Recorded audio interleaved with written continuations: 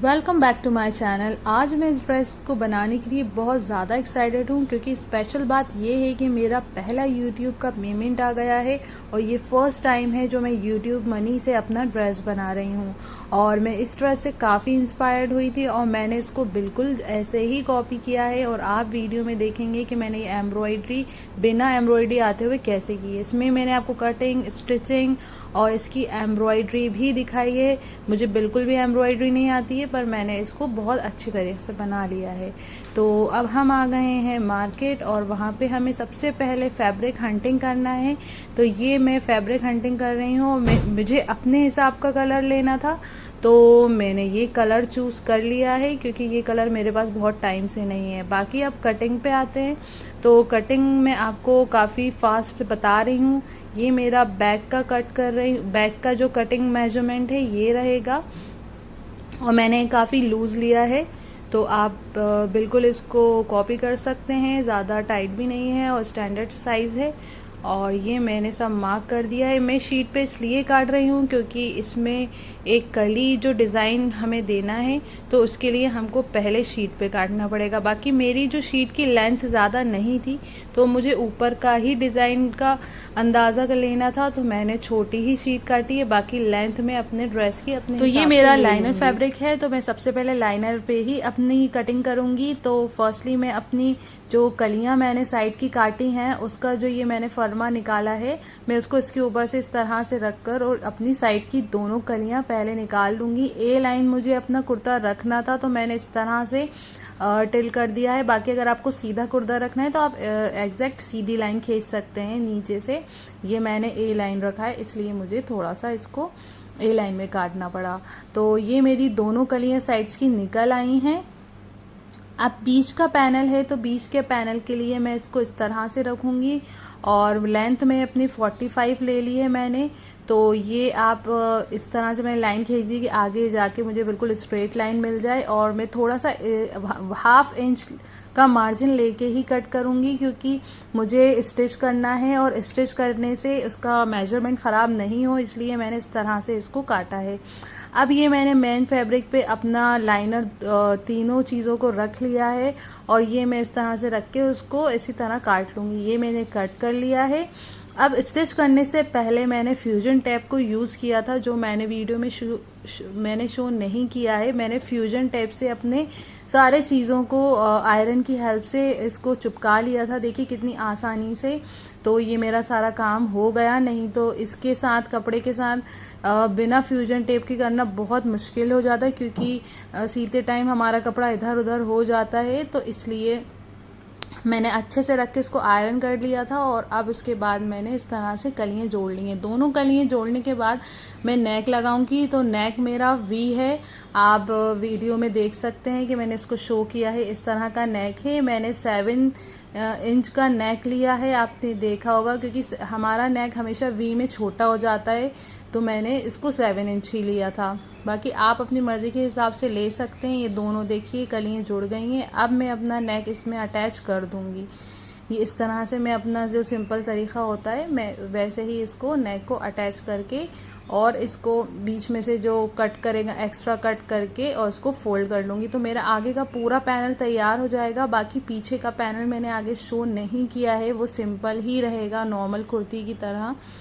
तो ये मेरा फ्रंट है और ये मैंने चौक के लिए अपना जगह छोड़ी है और मुझे अपने मतलब नी तक उसका ओपन रखा है मैंने। इसमें थोड़ा ऊपर था तो मैंने अपना नी तक रखा है। आपको जितना भी रखना हो आप रख सकते हैं। और इस तरह से मैंने बहुत सफाई से इसकी स्टिच कर ली थी ये इस तरह से अंदर की तरफ। अब ये फ्रंट में है तो हमारा बहुत अच्छी इसमें फिनिशिंग आनी चाहिए और मैंने फ्यूजन टेप यूज़ किया है तो इसी की वजह से ये देखिए कितनी अच्छी फिनिशिंग आ गई है।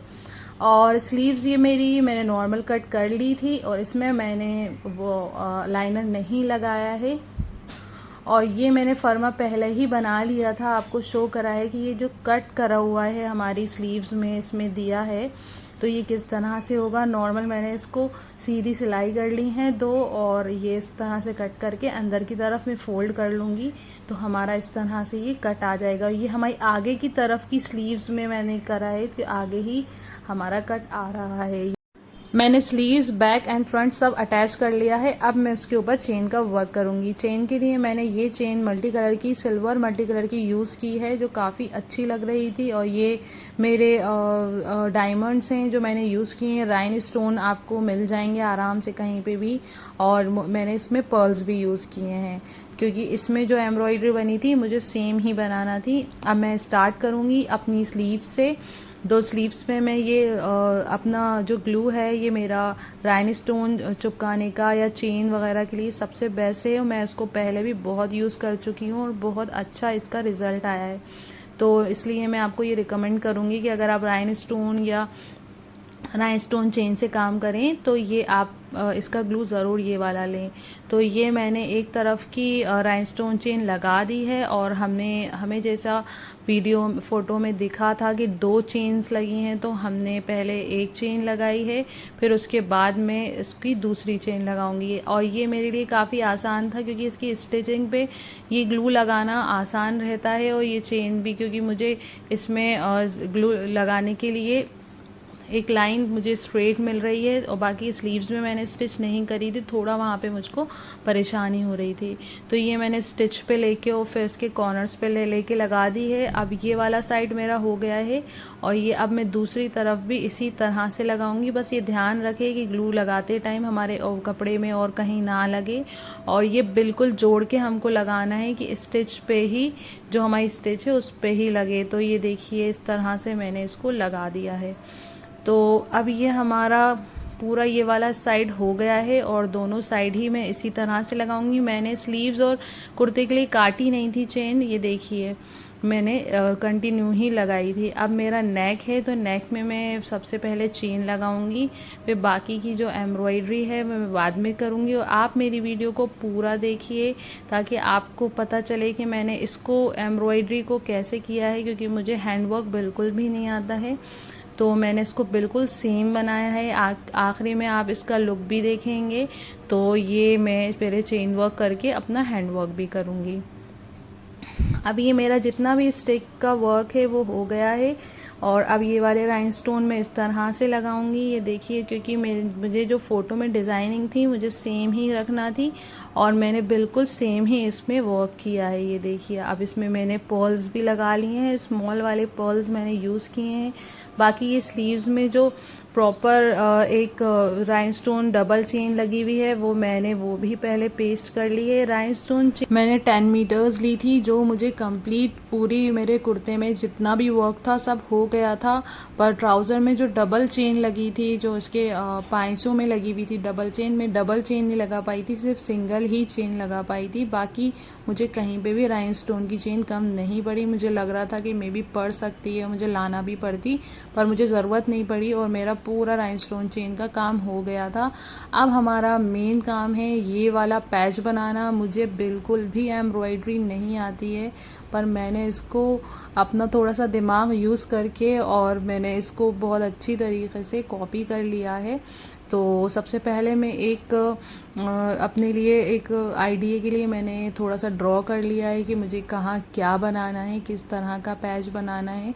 बाकी ये जो मैं ड्रॉ कर रही हूँ वो मेरा जो स्टिक रहेगा मैं उसके नीचे छिप जाएगा। तो ये एम्ब्रॉयडरी नहीं करने की वजह ये थी कि मेरे पास ये लेस थी जो मुझे एज अ एम्ब्रॉयडरी यूज़ करना थी। तो सबसे पहले तो मैंने इसमें से छोटे छोटे फूल काटे हैं, और मैंने ट्राई करा है कि मैं इसको बहुत अच्छे से काटूँ, और इस लेस को मैं बहुत अच्छी तरीके से यूज़ करूँ, क्योंकि इसमें जो लेस है इसमें हैंडवर्क बना हुआ है, और हैंडवर्क मुझे आता नहीं है। तो फिर मैं यही जुगाड़ कर सकती थी, क्योंकि अगर मैं मार्केट में जाती और मैं ये पैच बनवाती तो आपको मालूम है कि वो मुझसे कितना चार्ज ले लेते कि ये हैंडवर्क है और एंड ऑल। तो मैंने ये डिसाइड किया था कि भाई जब मैं इसको रिक्रिएट कर रही हूँ तो मेरा टारगेट यही था कि मैं इसको कम से कम पैसों में इसको मैं रिक्रिएट करूँ। तो ये मेरा सारे फूल मैंने इसमें से निकाल लिए हैं। थोड़ा मैंने आइडिया ले लिया था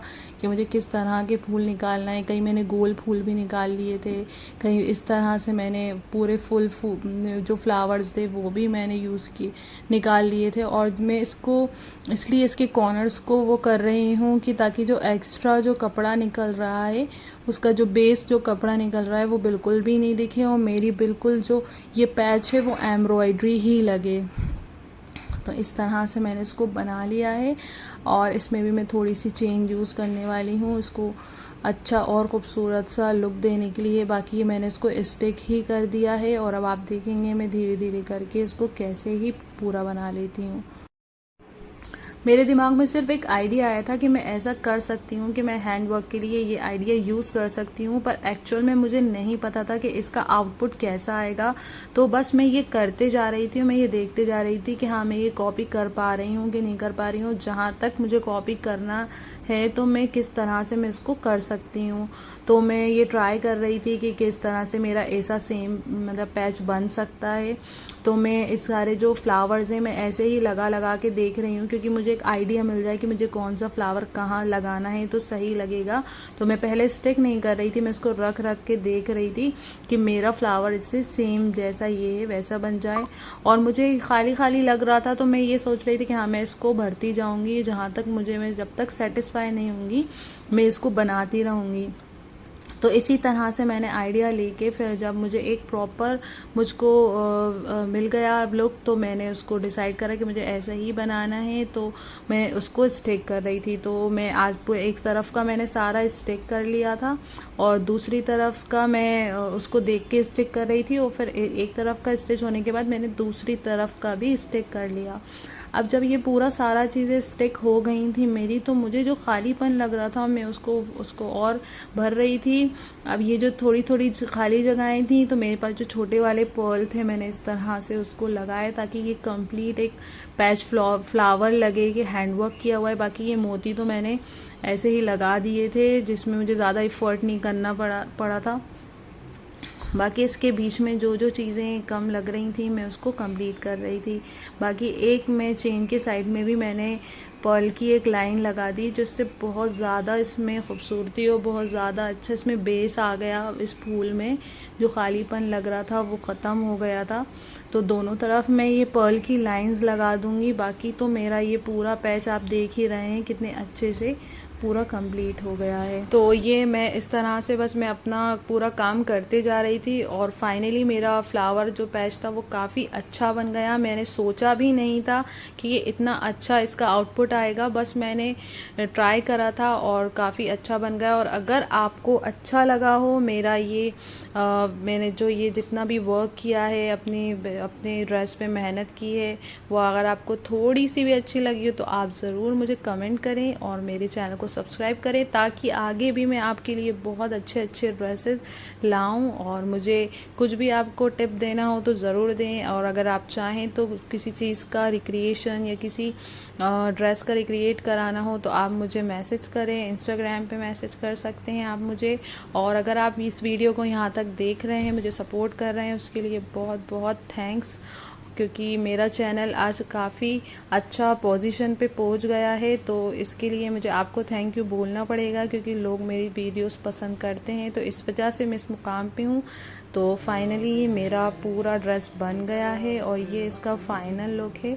तो अगर आपको ये ड्रेस पसंद आया हो तो ज़रूर सब्सक्राइब करें, ज़रूर लाइक करें, कमेंट करें, मुझको इसी तरह दुआओं में याद रखें। तो stay tune for a next video, subscribe for more. दुश्मन मेरा लगता हो जैसे कोई तबीब सा, मायल होने लगा है